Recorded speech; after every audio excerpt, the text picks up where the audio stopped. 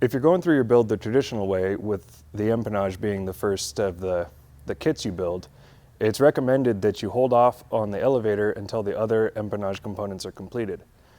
This is because it's got all of the complex techniques that the other components may or may not have, all rolled into one large assembly. It's by far the largest, the most complex, and the most time-consuming of the assemblies. That being said, when it is time to start your elevator, the best way to start is slightly unlike the other ones where you put all of your parts out on the table at once. This one's better to start just component by component. Each subsequent page to the exploded view diagram has its own table for bill of materials up at the top left. And so you're able to break it down into sub-assemblies. So we're going to begin with the first sub-assembly, the main spar. To begin the main spar assembly for your elevator, I've got all the parts unwrapped, deburred, and cleaned and prepared for assembly. This component is fairly easy and straightforward to assemble, so we'll begin by clecoing and then riveting as shown in the diagram. Now that we have our elevator main spar riveted together, we can go ahead and set this aside, and we're going to begin to work on our elevator counterweight bracket. There's a couple things when you're assembling this to make note of. As you can see, I've already got it clecoed into position here. One, we're not going to torque our top AN313 bolt until a later step. This is basically just to provide access to the AN3 bolts that are going to mount it to the elevator itself. Another thing is we're going to use 4.0 by 12 millimeter stainless steel rivets in 4 locations, 2 on each side on the lower 4 millimeter rivet holes here, as well as down here on the other side.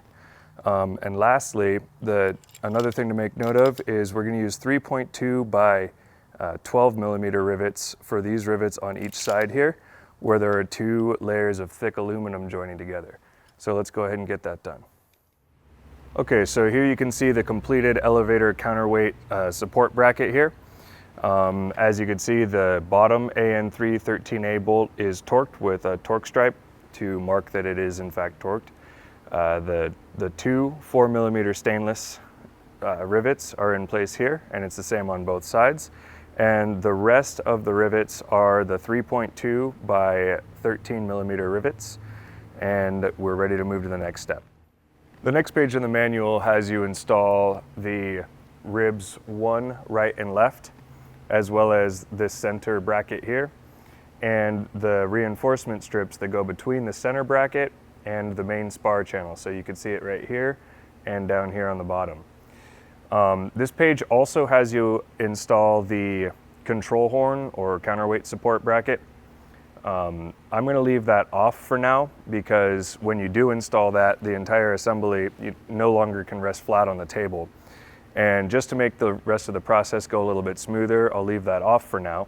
However, before we rivet these center 4.8 millimeter rivets here, you need to make sure that this hinge bracket here is in place, because you won't be able to get that in through this small hole here. So as long as that's in place and clecoed in, we'll be able to install that control horn a little bit later in the process.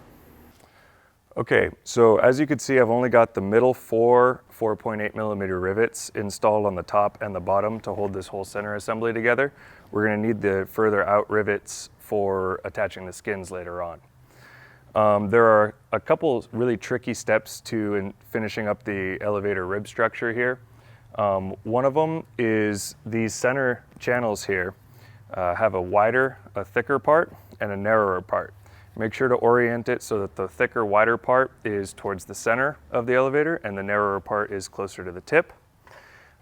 These don't get riveted until the skin is installed. The skin is actually what holds that in position for both of these. In addition to that, we've got these reinforcement plates that attach this trim tab section to the frame itself. Those don't get riveted either until we attach the skins. The skin at this portion here where the trim tab goes does open up, so we'll be able to insert these kind of through the skin and position them. And lastly, the ends of the spar here have these extension channels on both sides. And so before you rivet the further out rib here, you need to also rivet the extension channel through everything to hold everything into place. So we'll get all of this riveted together and start installing the skins. The easiest way to install the skins onto the elevator are to start with the underside of the elevator facing up. Cleco starting with the spar as usual, and then move to the ribs and get everything clecoed into position. Then flip it so that the top is facing up as you see here. Before installing any of the clecos on the top side, you'll be able to easily access these center channels that only attach to the skins, and you'll be able to get these angled reinforcement brackets onto the bottom side of this channel through the top of the skin. And then once you've got all of that into position, you can continue clecoing. Before installing the trim tab, it's a good idea to first slide out the rod in the center of your piano hinge here and trim off 5 or 6 millimeters of that rod. You don't want to trim off so much that the rod no longer makes it all the way to each end of the piano hinge, but you do want to shorten it so that you're able to drill a small hole on each end and place some tie wire in position there. This makes sure that that rod in the piano hinge can't slide out in either direction on accident through vibration or use or whatever the case may be. So the next step before we rivet on the trim tab is you want to make sure that when you hold it level or aligned with the skin back here, that you have a nice straight surface and the trim tab is aligned all the way across. A lot of times these trim tabs will want to be slightly warped or bent, and so with neutral trim, you don't want to have to make neutral trim be, slightly down here and slightly up here. You want it to be a nice straight aerodynamic surface. So also take extra care when you're peeling off the plastic from this part, because it is a fairly complex bend and it's really hard to get in there. So just take your time with that, because you don't want to cause any warping or distortion of this particular part while you're unwrapping it. So once you've determined that it is in fact straight, like you see here, we can begin riveting this assembly together. Now that we have our skins riveted nicely into position, one thing you'll notice is it makes it a lot easier to flip the assembly and work on a nice flat surface, not having this counterweight control bracket into place yet. So we'll position that at the very end, and it'll keep our process a lot smoother. So you can see I've got it up on cardboard blocks now, and that's just to keep the cleco interference from each end while I'm installing these wing or the tips on the elevator here.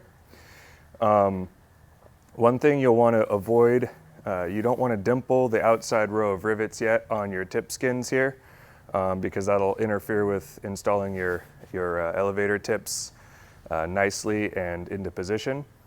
They'll take a little bit of sanding and in certain areas just to make sure that there's no bulges or protrusions, and you want to really work on that joggle, that edge that fits up to the skin, so that it's nice and straight and everything fits very comfortably.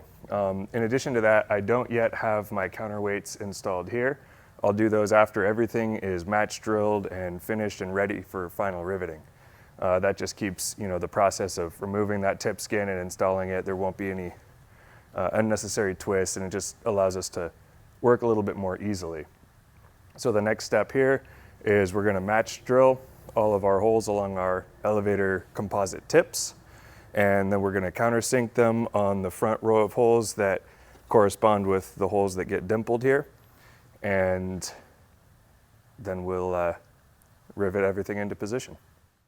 Now that we've got the composite tips fitted onto the elevator here, a couple things to make note of are make sure to, of course, attach the counterweight, as I mentioned earlier, before you rivet yourself in, and then you won't be able to get to it. But when you countersink the 10 holes on the composite tip itself, these particular tips were very nice and thick with reinforcement material along those countersunk holes. But if you do need a little extra thickness, or you accidentally countersink a little too deep, you have the option of using an aluminum backing washer or just laying up a little bit of fiberglass on the inside to reinforce that section. So if you need to do that, go ahead. It's quick and easy, no big deal. But anyway, once those are all riveted up and fit up nicely, then it's time to install our counterweight control bracket here. So as you can see here, I've already kind of got it fitted up. I've got the 4 AN bolts in place, holding it into position. Of course, for this step, you'll need to raise the elevator off the surface of the table a little bit. So I've done that here with some 2x4 and cardboard. But so now the next step is these 2 center rivets have the 4mm stainless steel rivets, so don't forget to use those. And we'll begin just finishing up these, and we'll install the counterweight onto this bracket here after everything's riveted into here. The last thing to assemble is your inspection panel here. You'll need to enlarge all the holes to 3.2mm or an 1/8 inch.